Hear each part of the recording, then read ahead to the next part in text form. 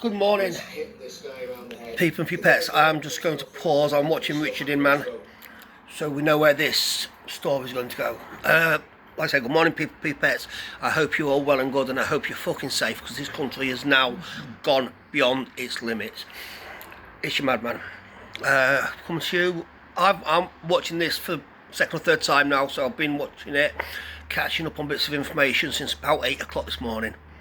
And obviously, as those that aren't indoctrinated into watching the BBC, Sky News, even GB News to a limit, will be aware, those clever people that watch proper channels that make their own opinions of what they see, not what they're told. Those people that look at a situation, listen to what's being said, or more to the point, look at and listen to what not's being said and what's not being shown on them lamestream platforms.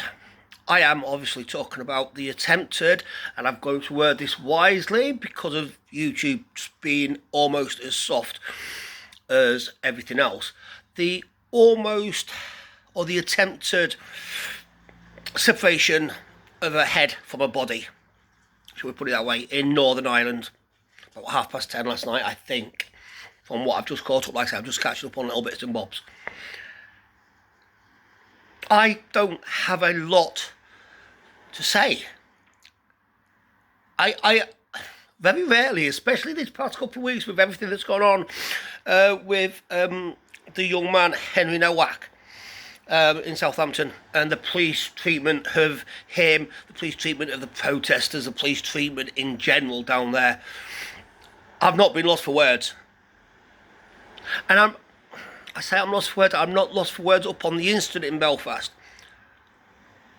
I can't even begin to imagine what pile of shit, what absolute bullcrap, left-wing excuses or reasonings our Labour government, our politicians from every side of the board, our king, commentators, mainstream commentators. I can't even imagine the bullshit that they are going to spew about why this person did this. Let's be sure it won't be a terrorist incident.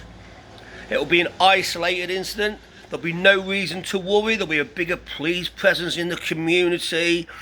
And then 2 days later, he has mental health issues. He struggles with his mental health and this and that and the other and blah, blah, blah. And there's not enough, or he couldn't get served his chicken nuggets in McDonald's that night because the chicken nugget machine was broken, or whatever they are going to spew is going to be absolute vitriolic bullshit. And who's going to be at fault for it? Who's going to be the person at fault for this man, either Sudanese or Somali, going out and attempting to, like I say, separate head from body, a la Paul Daniels, the magician bloke? It's your fault. Gary Neville will probably come out and say, fucking middle-aged white Englishman. It's my fault. It's probably my dog's fault for that noise, whatever that was. It's going to be my granddad's fault for fighting in World War II and not letting the Germans peacefully, indoctrinate the world into their accountability. It's going to be the little old lady just going into the shop across the road still shopping.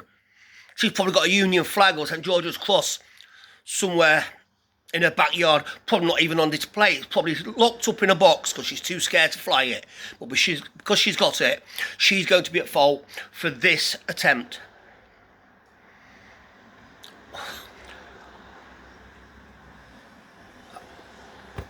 We need to wake up. We need this government out, one way or another, and I don't care how the person from Prevent who watches my videos, who took all my sharp-bladed weapons off me that I was displaying or having in the drawer, but because if I'd have put a tea towel on my head, I could have walked around with one of them and stabbed somebody up and got away with it. Yes, you know who I'm talking to, because I know you watch my videos, you've told me. I want my possessions back, because you're obviously, again, looking in the wrong place. one way or another, this needs to change. Now, give it a couple of weeks when the weather's boiling and the beers are going down. That's when our gloves will come off. That's when our filters will change. That is a matter of fact. That this is terrifying. Absolutely fucking terrifying.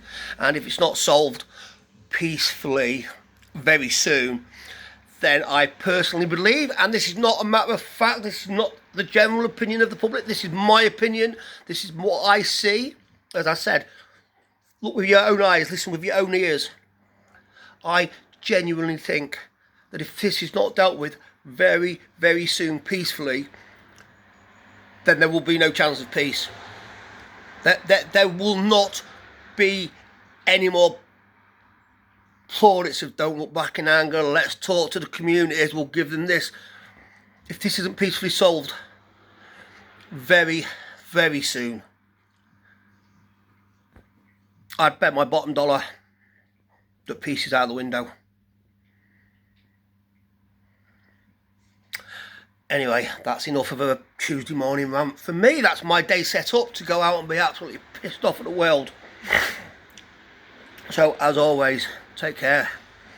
Look after your friends, your family, your elders, your neighbours, your relatives, people around your table, people near and far, and even people in the street that just look like they've got the weight of the world on their shoulders. Because trust me right now, 90% of this population, 90% of Brits have got the weight of the world on their shoulders. Look after yourself. Stay safe. Stay proud. Stay loud. Peace.